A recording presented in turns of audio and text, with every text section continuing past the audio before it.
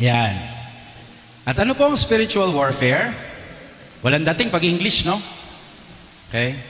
It's a lifetime battle against the evil one. Tatandaan niyo po yan. Na lahat tayo, meron tayong laban o meron tayong pakikipagtunggali sa mundong ito. Okay? Kapag inaantok po yung katabi ninyo, sign yan na pinatutulog siya ng dyablo. Yeah, totoo yun. Kasi ayaw ng dyablo na makinig kayo sa akin. Tandaan nyo. Lalo na yung mga albularyo dito, umanda kayo. Patutulugin talaga kayo. Yung mga naniniwala sa tawas at lahat pa. Gagawin ang lahat ng kalaban para hindi kayo makapakinig. Nang sa gayon, hindi nyo malaman kung ano ang katotohanan. Kaya lumaban ho kayo, ha? Lalaban ba? Oy, makipagsuntukan kayo. Sige. Okay. So let's continue. Tonight, I don't know if this will be short, but I want us to answer 5 important questions for tonight. Alam ko po, marami na nakarinig nito. Pero since ako po inimbitahan dito, ibibigay ko po yung basic ulit. At sa mga nakarinig na, pasensya po, no? Pwede na kayo umalis ngayon. Okay? Pero maganda rin mag-review tayo. Nang sa ngayon, malaman natin talaga ang katotohanan. Ang una, who or what is the enemy? Ano o sino ang kalaban? Warfare. Pangalawa, what are the enemy's attack strategies? No? Pangatlo, how did the enemy sneak into the camp? Paano nakapasok na sa buhay at bahay? Pangapat, sino ang kakampi natin? At panglima, paano magwawagi? Para sa akin, ito po ang pinakamahalaga. Kasi pumunta na rin lang kayo dito, di dapat matuto na kayo lumaban at manalo. Amen? Sino gustong manalo? O di punta kayo sa Iglesia ni Cristo. Manalo pala gusto niyo eh. Magwagi. Ayan, okay. So simulan po natin. Sino o ano ang kalaban? Pag sinabi pong warfare, may laban. Pakikipaglaban. And the devil is known, or the enemy is known by many names. Sabihin nyo nga. Next. Next. Ulit. Pronunciation. Demon. O sabihin nyo, demon and devil. Baliktad. Hindi po demon and devil, ha? Devil and demon. Next. Okay. So, yan po yung mga ginagamit na terms, ha? Kaya kung ano man ang gamitin ko dyan sa 4 na yan, alam nyo kung ano ang tinutukoy ko. Okay?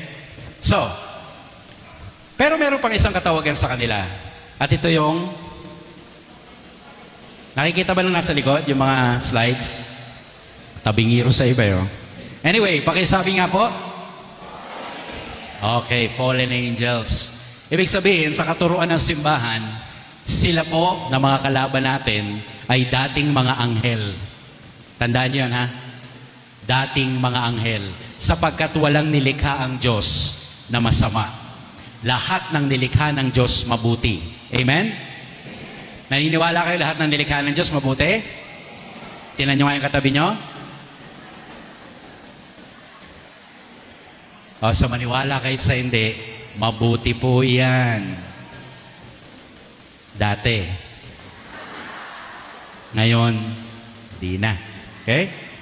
Fallen angels. Ibig sabihin, mga anghel na nahulog mula sa langit. Kaya sa susunod na may magsabi sa inyong, hulog ka ng langit, sabihin nyo, linawin mo, dahil isa lang ang hulog ng langit, demonyo yon. Okay? Next. Marami yung nagsasabi sa mundo, marahil hanggang ngayon, na ang mga kalaban ay guni-guni lamang. Hindi totoo. Okay? Kumbaga, obsolete na. Dati lang yan. Sabihin natin sa probinsya lang yan. Eto, syudad, hindi na po yan uso rito. Kapag ganun hong sinasabi ng tao, ako bilang paring Katoliko, exorcist pa, naaawa po ako sa kanila. Bakit? Sapagkat pinasasaya nila ang diablo. Ha? Pinasasaya? Yes. You make the devil happy when you express your unbelief in them. Na ikaw na Katoliko ay hindi ka naniniwala sa diablo. Okay? So yun ang isa nilang kaligayahan. Pero bakit hindi ka maniniwala? Si Jesus mismo, sineryoso ang diablo sa Biblia. Sino naman tayo para hindi maniwala sa mga pinaniwalaan ni Jesus? Di ba? Tayo yung mga nilikha lamang. Hindi tayo Diyos. Pero si Jesus na perpekto, naniwala sa diablo at sineryoso niya ang demonyo. So what right do we have to say that the devil does not exist? Mali po yung kaisipan na yun, ha? Na hindi umiiral ang diablo. Sabi ni John Paul II, and I want you to look at this. If you do not believe in the devil, then you do not believe in the gospel. Oh, di ba? Kaya pasintabi sa mga hindi naniniwala, ha? Baka hindi ka Katoliko. If you believe in God, if you believe in the gospel, then you have to believe in the enemy of God. Amen? Sabi nga ni Father Amorth, the chief exorcist before of the Archdiocese of Rome, ito po yung binabanggit ko kanina. To succeed in making people believe that He doesn't exist, that is the triumph of the devil. That is the purpose of the devil. To succeed in making people or us believe that He doesn't exist. Now, do you believe now? Wala pa rin? Ulitin ko? Ulit? Father Manjo, pakilala mo uli ako. Naniniwala ba kayo? Sabihin nyo na malakas to. Basahin nyo. Ready, go! Yan. Very good. Tingnan nyo katabi nyo. Yan. Hindi yan. Okay. What is the purpose of the fallen angels? Purpose. Meron silang pakay. Tandaan nyo yan, ha? Hindi po sila nandito lang dahil lang sa wala. May pakay sila. Una, to see as many human beings as possible join them in rebelling against God. Masaklap yan. Kaya wag na kayo magtaka kung bakit maraming tao ang ayaw na sa Diyos, ayaw sa simbahan, atheist, ayaw maniwala sa Diyos, tumalikod na sa Diyos, at talagang gusto na sa kalaban. Nagtagumpay na ho ang diablo sa mga taong ito. Kasi yun ang purpose nila eh. Pero ito mas masaklap na kanilang goal. Are you ready for this? Ready? Okay. In the end, to drag as many souls as possible to be forever damned with them in hell. Yan lang. Wala nang iba. Tandaan ninyo, ang mga demonyo, alam na nila kung saan sila pupunta. Sa impyerno. Pero hanggat wala pa doon sa final judgment, kakalad ka rin nila ang kaluluwa natin para mapunta rin ang impyerno. Kita nyo kung gaano katuso. Do you want to go to hell? Who wants to go to heaven? Raise your hand. Oh, not all. Church worker kayo, hindi kayo nagtataas ng kamay? Manjo, tandaan mo nga yung mga hindi magtataas ng kamay. Who wants to go to heaven? Please, raise your hand if you want. If not, don't. Oh, binaba nga. So you want to go to heaven? Today?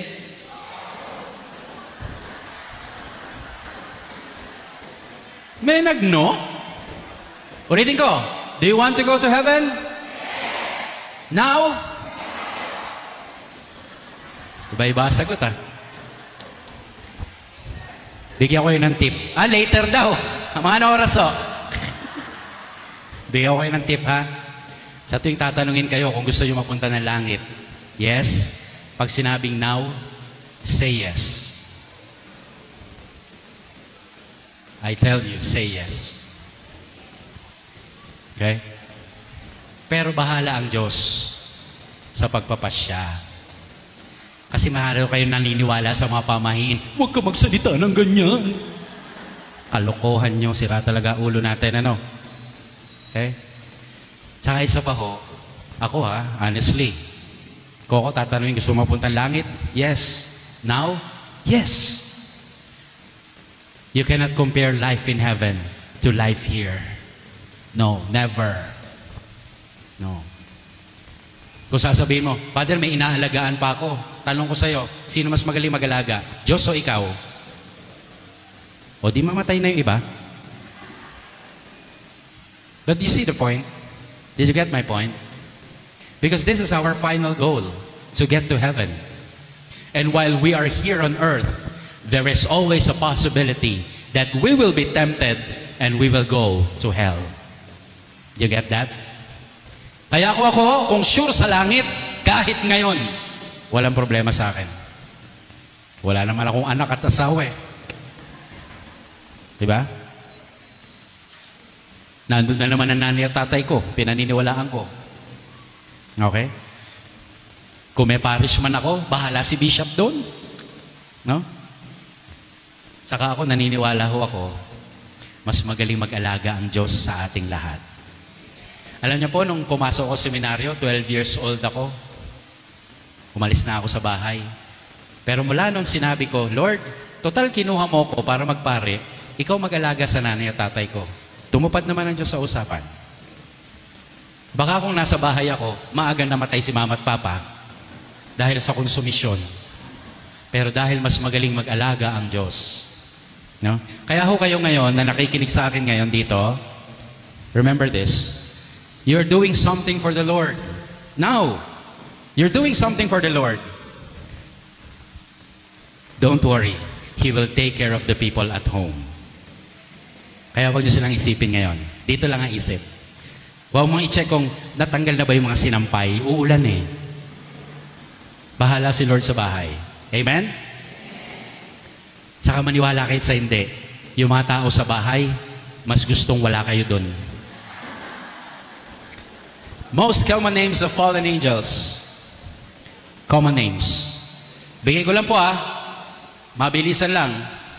Para hindi nyo ipangalan sa anak nyo. Okay? Asmodeus is one. Tingnan nyo lang. Belial is another. Mammon. Baka tinapay iniisip nyo, Beelzebul is another. Leviathan. Lucifer. And Satan. Ito po yung mga big time, Yung iba, maliliit lang yun. Yung pong unang 5, Belial, Beelzebul, Mammon, Leviathan, Asmodeus, mga pusher lang ho yan. Si Satan at Lucifer, yan yung drug lord. Okay? So, yan po yung mga common names. Pero marami pa pong pangalan, Marami pa. Sa totoo lang, may mga encyclopedia po ng pangalan, Okay? Inaantok na kayo? Kalabitin nyo katabi nyo, Sabihin nyo, uy, demonyo ka. Common names of faithful angels. Kanina, kalaban. Ngayon, kakampi. May mga alam kayong pangalan ng anghel? Kilala nyo to? Sabihin nyo. Sino dito ang Michael? Mikael. Michelle. Yan. Miguel. Yan. Diyan ho galing. Sino may ganitong pangalan? Gabriel. Bishop natin. Okay? Manjo, di kilala mo si Pope Michael, di ba? Alumnus ng Ikwas yun. And, kailan ang feast day nilang tatlo? Sa linggo. Kaya lang, dahil linggo, set aside po yung kanilang feast day. Okay?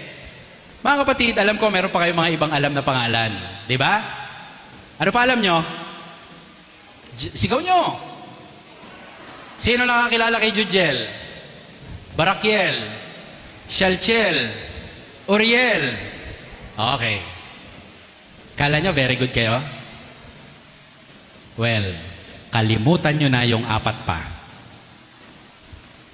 Inuulit ko, kalimutan nyo na yung apat pa. Sapagkat hindi ho pinapayagan ng simbahang Katolika yung apat pang pangalan na yon. Ito lamang po ang tinatanggap ng simbahang Katolika. Bakit? Sapagkat sila'y makikita sa banal na kasulatan. Okay? So, iwasan si Uriel, Shalchel, ano pa ba? Barakiel, Jodiel, Nathaniel, bahala ka sa buhay mo. Ito lamang ang tinatanggap. Inuulit ko, ito lamang ang tinatanggap.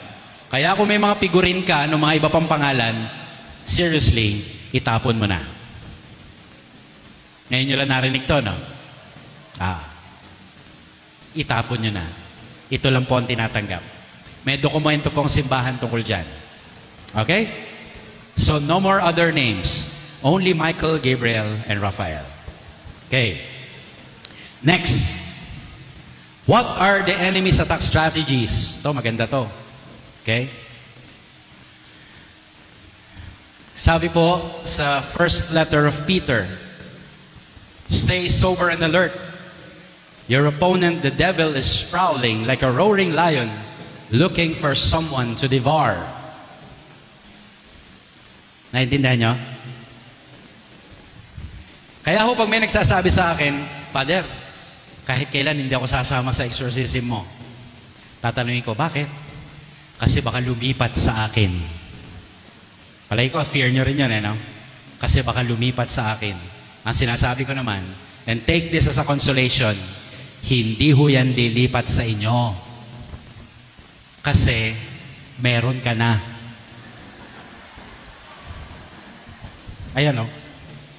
May umaaligid sa inyo, sa akin, sa ating lahat.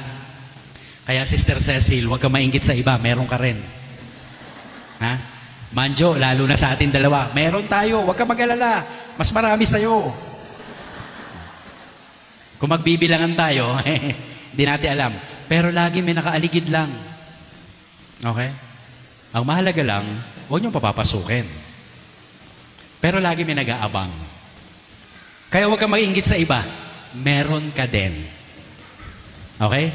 O sabihin mo ngayon, hay, salamat, meron ako. Okay? So, ano yung attack strategy ng Diablo? First, the ordinary demonic activity. Ordinary. And I say it again, ordinary. Ito yung madalas na nangyayari. The bread and butter of the devil. Dito siya mas ginaganahan. Dito siya nagtatagumpay sa nag-iisang paraan na ito. At ano yon? Wala iba kundi temptation. Okay? Yun lang. Tukso. Kaya nga, di ba sabi, kay rami ng winasak na tahanan. Ano kasunod? Matang pinaluhan, kay rami ng pusong sinugatan. Tuloy nyo!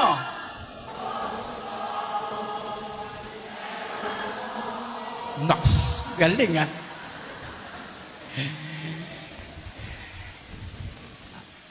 Ang problema, hindi sinabi ni Eva yon. Yung otokso, layuan mo ako. Si Eva Eugenio ang nagsabi. No?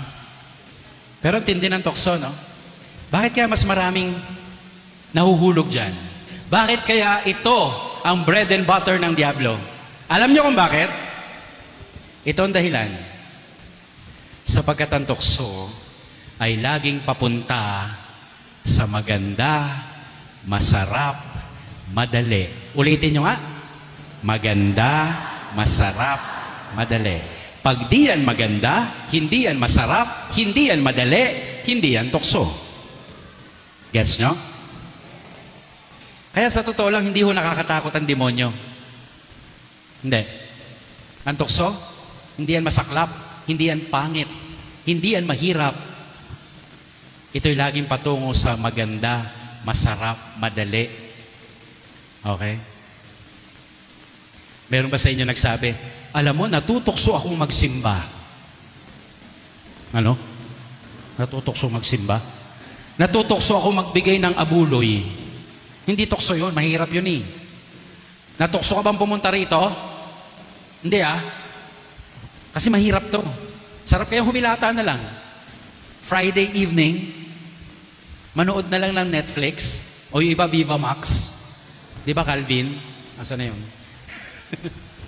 Di ba? Umulan pa. Ba't ka pupunta rito? Mas masarap na nasa bahay. Gets mo? Maganda, masarap, madali. Natatandaan niyo yung 7 diablong binigay ko? Natatandaan niyo? Okay. Kaya ho sila 7, sapagkat responsable sila sa mga uri ng kasalanang nakamamatay. Tandaan niyo yan, ha? Deadly sins. Catechist, do you know the 7 deadly sins? The capital sins? Let's begin. Beelzebul is responsible to the sin of gluttony. Di ba magandang tukso yan? Katakawan sa pagkain. Yung tipong may kakain pa, magsusubi ka na. Mga Sharon kayo. Busog na, gusto pa rin. Kumukuha ng mga hindi nila mauubos na pagkain. Gluttony yan. Alam nyo ngayon, matindi ang panawagan sa gluttony. Bakit? Lalo na, tingnan nyo yung mga anak ninyo. Mga anak ninyo, mga apo ninyo, mga kabataan. Lalo na kung meron silang smartphone. Hindi nyo ba nahalata? Yung mga bata, pag ayaw nila ng pagkain, magpipipindot lang, may delivery ng darating. That is gluttony. Kasi ayaw nila nung inihain nyo. Ayaw nila nung ulam. Turuan nyo ang mga anak ninyo na kung anong inihain ninyo, kainin nila. Pinagpaguran nyo yun eh. Diba? Sabihin mo sa anak mo, anak, pinagpawisan ko yan.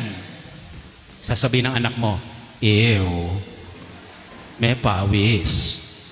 Hindi, gluttony yun. Yung ayaw mo na nakahain, maghahanap ka ng ibang ulam. Ha? Turuan ng mga anak. Huwag silang papadaig kay Beelzebul. Magpapasko na naman. May mga potluck tayo sa mga ministries natin, ano? Party, tama? Yung iba dyan, gluttons talaga. Bakit? Magdadala ng 2 tilapia, mag-uuwi ng 3 bangus.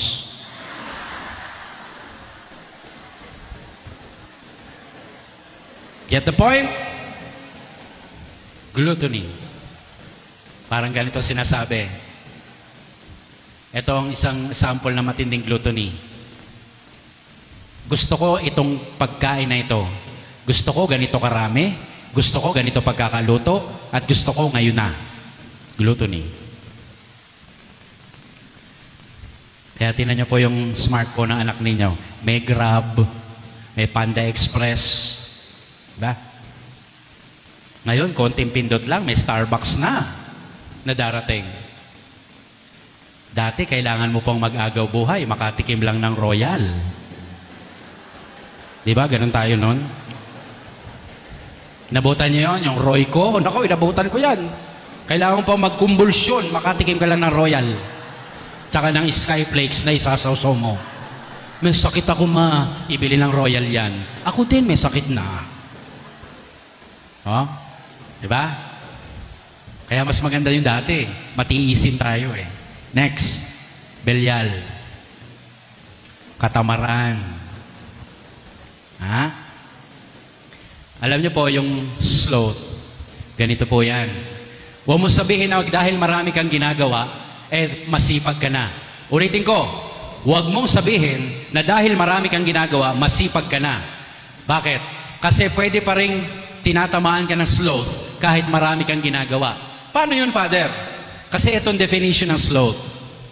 Doing many things except for the one thing that you have to do at that moment. Nakuha niyo yung sloth? Marami kang ginagawa, maliban dun sa dapat mong gawin sa oras na yon. Alam niyo yung mga anak ninyo, busy yan. Mag-TikTok, mag-Facebook, mag-Instagram. Kayo rin, di ba? Minsan, busy-busy kayong kapapanood ng telenovela. May ginagawa ako. Ang ginagawa mo, nanonood. Pero tingnan mo, ano ba yung dapat mong gawin? Pag ginawa mo na yung dapat mong gawin sa oras na yon, then you're not being lazy. Pero ito, nananawagan sa inyo, si Belial. Mga church workers, ha? Papalit ka na lang sa serve mo, sabihin mo may sakit ka. Alam ko yan. No?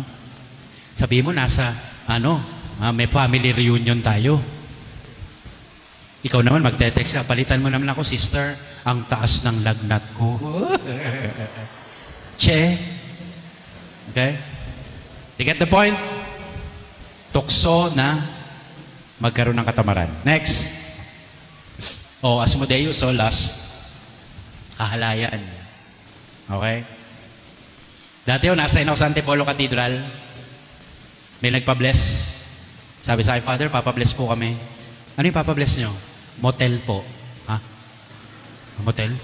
Binabless ba ang motel? Binabless ang motel? Anong prayer doon? Lord, sana dumami po ang customer nito. Ganon? Hindi ko alam kung anong gagawin ko doon eh. Pinuntahan ko na lang pero nagwisik-wisik lang ako. Buti nagsara.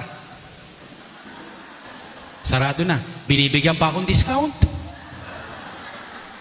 Sabi ko naman, bibigay ko na lang ho kay Father Rock. Rock, kung nanonood ka. Okay. Pero ito po ang madalas na panunukso sa lust, si Asmodeus. Biblical po yan, si Asmodeus. Check na po. Ang antidote po niyan si Saint Raphael. Okay? Next. Envy. Leviathan. Inggit. At naniniwala po kayo na sa simbahan, sa paglilingkod, sa parokya, walang lugar ang inggit. Naniniwala kayo? Tama. Alam ko na mahina sagot nyo. Kasi naiinggit din kayo. Mga haliparot kayo. Siya na naman ang pinansin ni Father. Bakit siya na naman ang naglektor sa fiesta? Mas mahaba ang airtime niya. Bakit pag online sila? Kasi nga pangit ka. Okay. Biro lang. Inggit. Alam niyo po, yung mga naiinggit, tandaan niyo po ito yung mga naiinggit, ito po yung mga hindi marunong magpasalamat sa mga biyayang natatanggap niya. Kaya siya naiinggit sa iba. Pansinin niyo. Look into yourselves. If you are envious of others, then maybe you lack gratitude. No? You lack gratitude in God. Baka hindi ka kasi kontento sa mga biyaya mo. Kaya sinisilip mo yung biyaya ng iba. Bakit siya meron? Ako wala. Nako, isipin mo, meron ka rin na wala siya. Huwag ka mainggit. We are all equally blessed here. Amen? Are you blessed? Then there's no room for envy in your heart. If you are grateful to whatever you receive as blessing, Leviathan cannot tempt you to be envious. At isa pa, kung ikaw'y nakakaramdam na inggit, lagi mong iisipin, ang mahalaga naman sa akin kung ano ang tingin ng Diyos sa akin. Yun naman yun eh. What they think of you doesn't matter. What matters is how God looks at you. And you have to realize you are always loved. Ano kung hindi ka mahal ng tao? Ano kung hindi siya nag-like sa post mo? Ang mahalaga, mahal ka ng Diyos. Amen? Kaya kita niyo yung dalawang antidote, no? Kung ikaw'y mapagpasalamat at alam mong mahal ka ng Diyos, hindi ka na maiinggit. And besides, yung mga naninira sa'yo, inggit lang yan. Kaya huwag ka maninira na ibang tao, halatang-halatang inggitera ka. Okay? Huwag ka mainggit. Kasi pagkatapos nun, paninirang puri na. Yan ang pinagmumulan ng bearing false witness against others. Amen? Next. Mammon. Greed. Anong kaibahan nito sa gluttony? Gluttony, pagkain. Greed, material na bagay. Okay? At ito rin ang dapat isa sa mga ituro sa mga anak at apo. At kahit sa ating mga sarili, kung pwede pang magamit, huwag mo munang palitan. Okay? Be sure that you only possess those things and that those things do not possess you. Magkaiba yun. Sapagkat kung hindi ka na makapagpatuloy sa buhay nang wala ang mga material na bagay na to, ibig sabihin, ang mga bagay na ito ang nagmamay-ari na sa'yo. And that's what Mammon wants. Tandaan nyo yun. That we are possessed by these things. Okay? Kaya minsan iniisip ko, alam nyo, nung na-assign po ako dito, hindi ko alam kung ganun pa rin, pero pupusta ako, ganun pa rin. Ano yun? Na kapag nagsisimba kayo ng daily, alam, Father, may mga daily church workers, no? Natatandaan mo mga mukha nila, no? Pag wala sila, alam mo, absent eh. Kasi mga church workers, may mga permanente na upuan yan.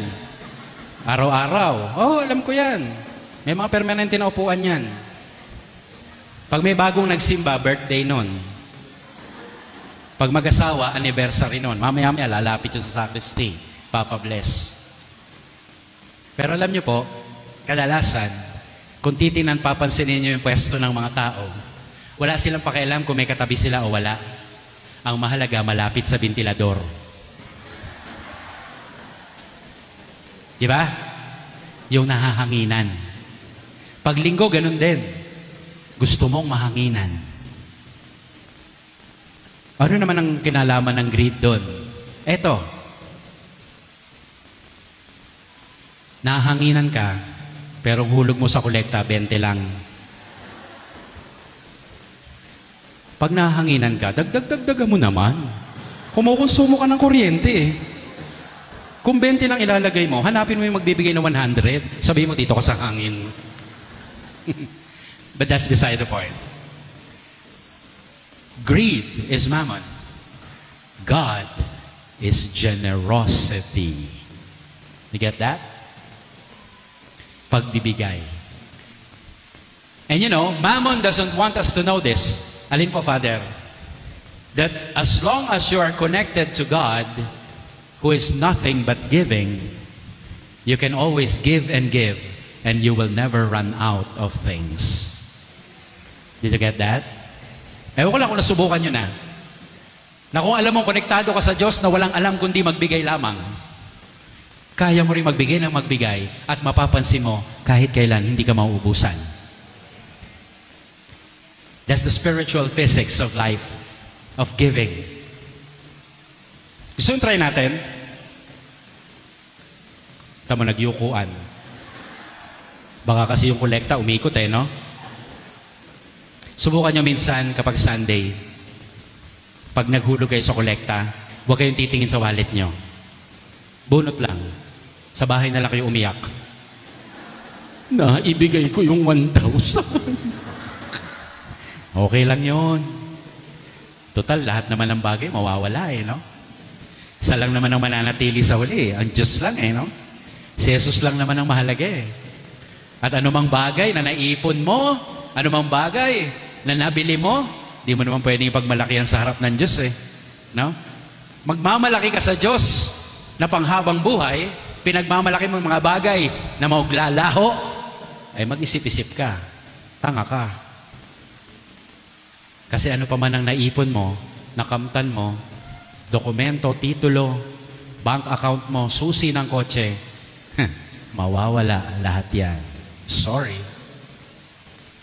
Remember yesterday? 15 years, undoy, sa isang iglap na wala ang maraming bagay. Kasama na si Father Undoy. Kilala niyo yun? Diba? Nakita niyo? Kaya marami ka man damit na naipon, huwag mo ipagmamalaki. Sapagkat pag ikay binurol, isang terno lang kailangan mo. Get that? Sabi ko